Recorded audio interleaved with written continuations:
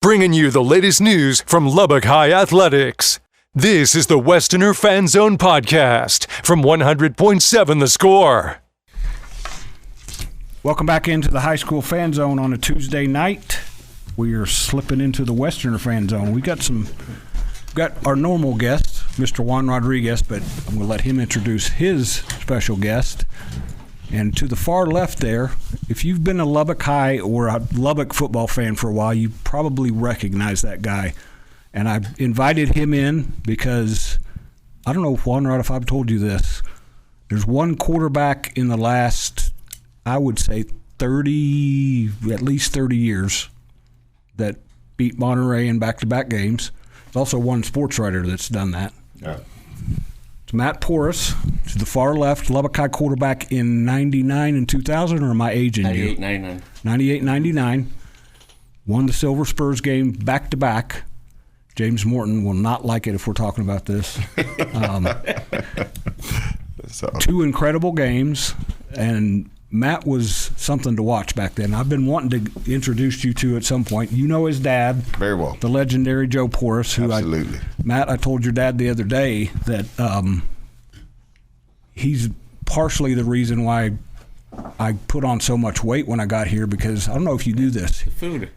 He used to bring me a pizza every night at Lowry Field. Now the question is, did you get the peanut butter surprises? I'm sure I did. Greg Sherwood made sure we were taken care of, but your dad was like my personal pizza man, and that was 2 or 3 nights a week. So the reason Matt is here, the reason Juan's here every week, he doesn't get much choice, he's stuck with me, is it's Lubbock High Monterey. It's Silver Spurs week for the first time in 3 years. The series stopped for the first time since, I think Mike Meeks told me, 1955.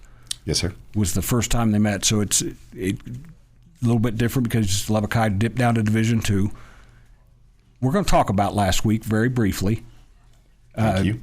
Tascosa beat Lubbock High 56-7. Game got away pretty quickly. Rebels scored a couple quick touchdowns.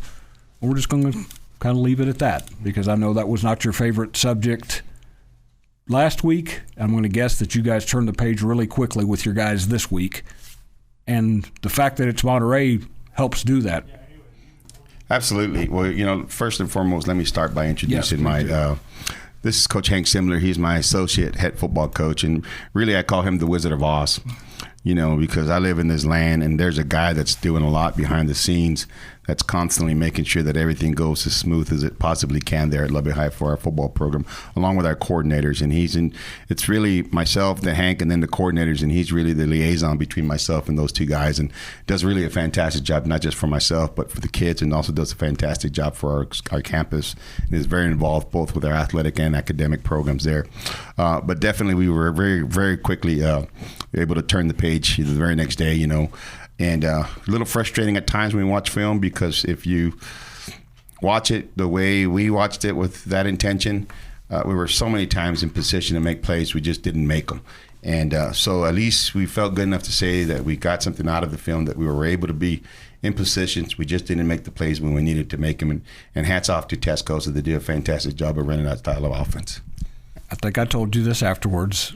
I wanted to talk to Charlie Hogan because I knew he would be honest, because that's just the kind of kid he is. And he basically said what you just said. He said we were coached to do what we needed to do, and we as players didn't handle what we needed to do. So you like it when one of your senior guys owns that. Yes, sir. It's that's something that we've really emphasized since we've gotten to Lubbock High, is take ownership of your actions. Hold yourself accountable. You have to hold yourself accountable before you can hold your teammates accountable and anybody else. And so, Charlie really exemplifies, he's a great example of our culture change that we've been working so hard to get done. And that's a good segue to Matt, because before we come up on it here in a break, I don't remember back then, Matt, how many years it had been since you guys had beaten Monterey. It had been a little while. My friend Joe Landine could probably I'm pretty sure filling he in. could. The last person I know is the city manager for El Paso. Do you remember him? Gonzalez. Yes, Tommy Gonzalez. Tommy Gonzalez. I'm pretty sure he was the last person before me that actually had won them. I think, I'm not mistaken. He also did it 2 times in a row. Okay, So he was also brought into the. But you're a unicorn. Yeah. You're a unicorn. It hasn't happened very much. Oh yeah. But those 2 games, I thought, typified what Joe Loudermilk brought to Lubbock High all those years. It's a big game for Lubbock High. Judd Thresh was just in here. He said that Monterey's focused on some other things, and it's new to him. It's new to you, Juan, but you love the Lubbock High history. This guy's a big piece of that history. Why back then, and if they start to cut me off, I'm going to give you a signal. Back then, what do you remember about how emotional, how enthusiastic the school was? It is probably the biggest game of the year. I mean, every game was big, but between the rivalry we had between us and them, honestly, it's what we looked at every year. I think the practices got more intense during this week, and you could definitely tell we're ready for each and every game that we did play. So I'm trying to remember this right. In this, with time, details gets a little exaggerated. One of your friends posted this. One of those games, Lubbock High had the game won. All they had to do is Joe Loudermilk told the punter to take the snap, run around, run out the back. The punter did everything right, except he stepped out at the 2. That play, they wanted me to get the ball and run straight to the back of the end zone, run around and fall down. It's like, I'm slow. Why give it to him? And sure enough, we gave it to our running back, the fastest guy on the team. And all he had to do was get into the end zone and fall down, but he fell down right at the 1. He did everything right. Everything right except for getting in the end zone. But Monterey had, I don't remember how much time they had left. 1 second. So they got a play or two, because I think there might have even been a penalty. They had a play or two, and the Lubbock High defense held. So that's kind of a little bit of that history. We're coming up on a break, so we're going to talk a little bit more about that, and then just this year's game and what you guys need to do to come out and get back where you want to be. This is the Westerner Fan Zone. Westerners play Monterey at 7 p.m. Friday at Lowry Field. That will be on 93.7 The Eagle. That's the Monterey broadcast. The Lubbock High broadcast with Rob Bro and his dad, Mark Bro, will be on a different network, but you will be able to listen to both sides of the broadcast. This is Randy Rosetta with 100.7 The Score. We'll be back on the Westerner Fan Zone after this break. Breaking down Lubbock High sports. This is the Westerner Fan Zone podcast from 100.7 The Score. Welcome back to the Westerner Fan Zone on a Tuesday night. Before we jump back in and talk Silver Spurs, I'm going to run through the list of games on Ray Martin Networks this weekend. Friday night, Friendship is at home against Midland High in their district opener. That's on Double T 97.3 FM. Lubbock Cooper is at home against Abilene Cooper right here on 100.7 The Score. Coronado goes down to Abilene High, 96.9 The Bull. Lubbock High and Monterey, 93.7 The Eagle from Lowry Field. Liberty has their district opener against Perryton, first ever district game for Liberty, 93.1 Yes FM. Idalou is off this week, so they will not be on the air on Sunday 97.7. I don't know if they're carrying a different game then, or if they're going baseball playoffs, or what they're doing, but there will be plenty of football in Lubbock, because also Estacado's at home Thursday night in their district opener against Levelland. Trinity Christian opens their district against Fort Worth Christian out at Warwick Memorial Field. Lubbock Christian opens their district against Lake Country over at Mass Rider Capitol Field. Matt, you've lived here longer than any of us. Do you remember there ever being 6 games on a Friday night in Lubbock? Honestly, I don't like this. As many area teams that we've had in this area, there hasn't been this many. No, that's a crazy Friday night. And you guys get to have one of the marquee games, Juan. It's a big game for a lot of folks for a lot of reasons. Talk about why it's a big game for you guys, because you're coming off a loss, but you're 3-2. It's just your second district game. You guys have a lot of stuff you can still accomplish. Well, absolutely. And I think, whether win or lose, we always talk, and Coach and I always preach about just getting better, week in and week out, and improving on the things that we want to improve on. Our staff, with Coach, and we do a I think they do a fantastic job of reevaluating themselves week to week, self-scouting themselves week to week, finding out what we can do, what we need to improve on. Going into this game, I think it's just one of those things that we've got to obviously still narrow down some things. We're very happy that we narrowed down our penalties from last week. So that was a plus for us, and I was excited for the kids because that's something that we've been preaching about since the season began. So a lot of those little mental mistakes didn't happen. Obviously, we only had like 37 snaps on offense, so we would like to go back and to reestablish the run and get ourselves in a situation where we control that clock. We weren't able to do that, and that obviously gave a high-powered offense like Tascosa's, who's definitely difficult to defend, but difficult to defend throughout 4 quarters when they have the ball the majority of the time. So that's something that I know that our offense worked really hard to reestablish themselves as a team that can run the ball. And I thought they had a great practice the last couple of days. But more importantly, it's a second district game, and we've got an opportunity to go out there and play a really good Monterey team. Who I said earlier to someone else, they're just a few points away from really being an undefeated team. So they're definitely well coached. They do a great job, and it's going to be exciting for us. And to know that the kids know each other, And coach, I know him, I know them, and it's going to be it's like kind of like sandlot football. It's going to be one of those type of atmospheres. They're going to get after each other. And like Coach Thrash and myself have talked, the biggest hope is that we come out, healthy, and that everyone comes out safe, and that we give our fans for both sides a great game. And one of us has to lose, unfortunately. So either way, we're both secretly always rooting for one another. But at the same time, we understand what's at stake here for both of us. Him going on after a big win against Coronado, and obviously trying to go 2-0, and we're trying to go 1-1. Matt, I want you to follow up on that. He's got his own. You guys can share the game show mic here. What was that like? What do you remember about the fact that those Monterey guys are guys you probably went to middle school with? You probably played. I don't know if they called it Tiger League football here, but there's not a whole lot of. There's a lot of familiarity when you get out there on the field against Monterey. There really is. I mean, not even just football itself, but baseball. Every sport we played, I have a bunch of friends that played that we all grew up. You had older brothers that went to Monterey, correct? No, I have a bunch of I call them brothers, but we grew up playing Little League through pretty much right about high school, and we all split up. I'm getting you mixed up with the Gonzaleses. Yes. They have brothers at both. They definitely have the older ones over there. But just growing up and going our different ways, and most of them going to Monterey, myself going to Lubbock High, that all the trash talking kept going, and it's just something that, we're friends. This is stuff that should be happening, just between each other. And thanks to social media, I can say this for Matt, that the trash talk persists 20 years later and 25 years later.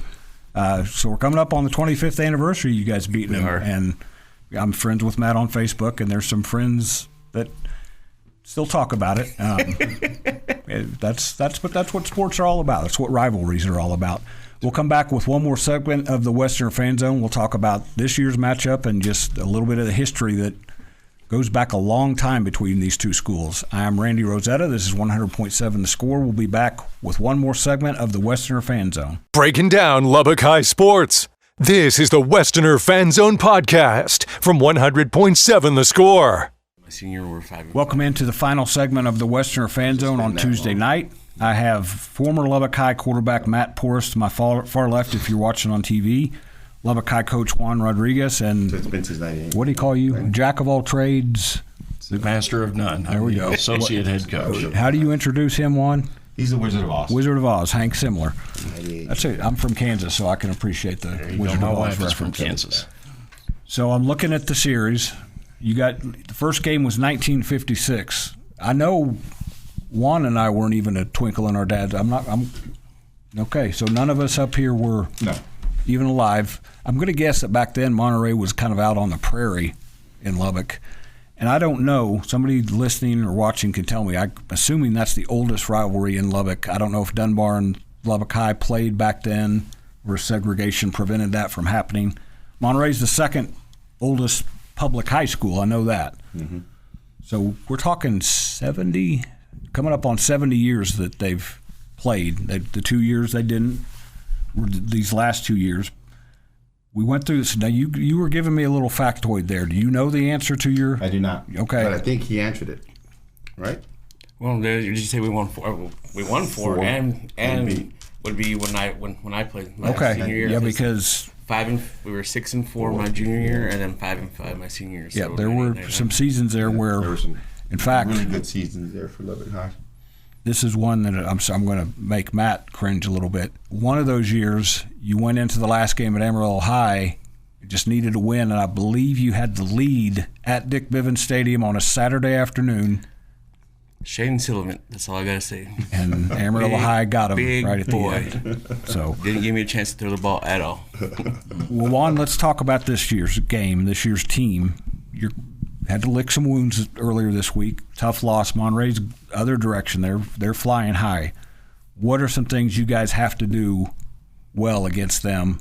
And either one of you can jump on that. What are some things you guys have to do to have a chance to beat Monterey in the Silver Spurs game? Well, I think one of the biggest things that we're going to have to do is we're going to have a good ball control with our offense. You know, we're going to the less their high-powered offense is on the field, the better off we are. Defensively, we got to be able to keep our composure, just execute the scheme that we've got. We feel like we've had a really good. We've got a really good scheme, good opportunities, and if our guys had a great practice this morning, so you can kind of tell as a coach when players are buying into what you're doing, and our defense is really bought in. Everybody's really bought in. So that was something that Charlie said afterwards. He said that it's got to start Monday. I had a sense that he was going to have something to say to his teammates. You know, I think for Charlie, I think it's just being that leader, being one of our captains, but more importantly, to have a conversation with him and him acknowledge what he felt was wrong and what happened to us that night. But more importantly, for him to finish his statement by saying there's going to be a change come Monday. And I think that's something that we've been looking for the last couple of years with some of our kids. And we've had great leaders throughout the last couple of years. But the initiative for him to say it's going to be a change Monday. And, we hold our kids to extremely high standard, and they know that, we're not publicly, but there are some kids that didn't play last week for us. And I told them, we're not going to get away from what I got here to do, which is to teach players to be better athletes on the field, but more importantly, be better young men and to be held accountable. And there's reasons why that happened. And that's nothing that we did.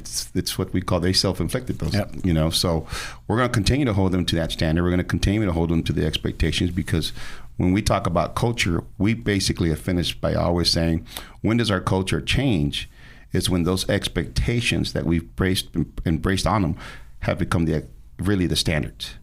When we raise those expectations to become the standards, then Lubbock High will come back and will rise again. And that's what we're looking for. And we're very privileged to be a part of it, because we do have some magnificent kids. We have a magnificent student body. We have a magnificent, administration. We've got everything that we need. And I've said this one, and I probably haven't said it publicly, but I know that it's there. It's a gold mine there. And there's just great, great young people there at that school. And I love it. We love it. And that's why we enjoy working with our kids day in and day out. So this guy's going to get them fired up Friday, Matt. I can definitely tell, especially, I haven't been keeping up lately, but all I hear is, hey, they won 3 in a row, and they come tell me. Like, they know I'd like to hear that stuff, and it's awesome. You ready to put the shoulder pads and helmet back on? Wouldn't go that far, but we're going to dress him out, man. I bet he could still fling it. I bet you. I probably could. He could throw the ball a little bit. I will have to check on this, but Joe Loudermilk, like I said, legend grows. He'll give me some numbers, though. That's going to wrap us up on the Westerner Fan Zone. 7 p.m. Friday, Battle for the Silver Spurs at Lowry Field. I'm Randy Rosetta. That's 100.7 The Score to the High School Fan Zone.